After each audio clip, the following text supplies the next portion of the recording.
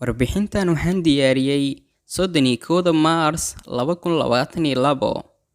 Waxaan saakay ka soo socod bilaabay meel aan sida ugu fogeyn suuqa beerta.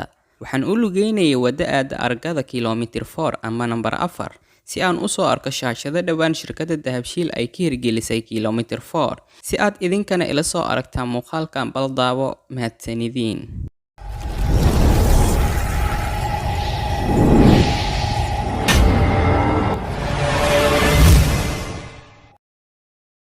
Inta aan ku guda jiray lugeynta, waxaan soo qaatay litir iyo bar biyo ah si jirkeyga uu uga baxo dhidid fara badan.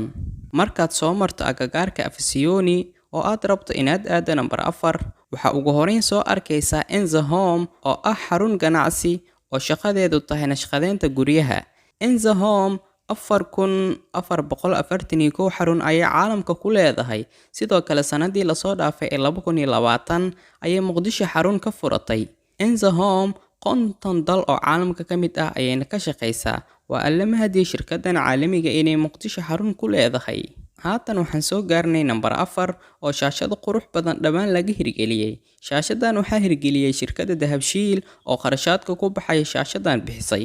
Ujeedada ugu weyn ee loo sameeyay shaashadan waa inay ka qayb qaataan bilicda caasimadda ee Muqdisho iyo in lagu wacyigeliyo shacabka Soomaaliyeed.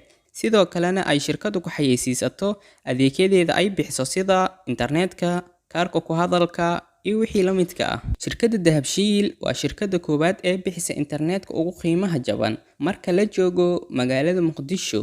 $15 waxaad ku helaysaa hal bil internet aan dhammaanayn oo ay la socoto hal bil ku hadal aan dhammaanayn.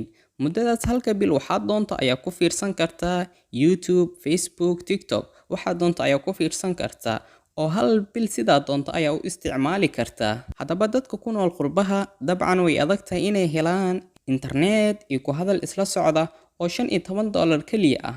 Magaalada Muqdisho dabcan way dhismaysaa, bal ila arag dhismahan uga casrisan uguna ballaaran oo ay Dahabshiil ka dhisayso magaalada Muqdisho. Waxaad is leedahay macquul ma ahan daarahan miyay Dahabshiil dhisaysaa? Haa, daarahan bay dhisaysaa Dahabshiil. Weliba waxay ka dhisaysaa magaalada Muqdisho, weliba dhul xeeb ah. Maalmihii la soo dhaafay waxaa la dhagax dhigay laamigii tegi lahaa dhismahan ee lagu magacaabo Dahab Marina Beach. Dhismahan wuxuu ka koobnaan doonaa goobo caafimaad, goobo waxbarasho, shopping mall iyo goobo dalxiis iyo wixii la midka ah.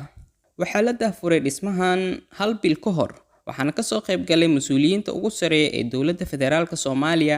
Waxaan rajeynayaa in sanado kadib la soo gabagabeeyo dhismahan quruxda badan. Insha Allah magaalada Muqdisho mana noqon doonto magaalo dadkeedii ay iloobeen. Ganacsatada iyo shacabka Soomaaliyeed waxay mar waliba diyaar u yihiin inay caasimadooda dhistaan. Shirkadaha dalka waxay ku tartamayaan dhismaha caasimadda. 28 Juun 2021 ayay shirkadda Dahabshiil daahfurtay dhismaha ugu dheer magaalada Muqdisho oo ka koobnaan doona qiyaas ahaan 25 dabaq. Dhismahaas oo lagu magacaabo Dahab Tower. Durbaba 5 bilood kadib ayaa shirkad lagu magacaabo IBS Bank daahfurtay Safari Apartment 2 oo noqonaya dhismaha ugu dheer magaalada Muqdisho. Waxaana ka garan kartaa in caasimadda Muqdisho uu tartan weyn ku dhex marayo shirkadaha dalka. Dahabshiil waxay doonaysaa in dabaqa ugu dheer magaalada Muqdisho dhisto oo dhismaheeda haddeer socdo, laakiin maysan noqon oo shirkadda IBS Bank ayaa dhismaha ugu dheer magaalada Muqdisho hirgelinaysa.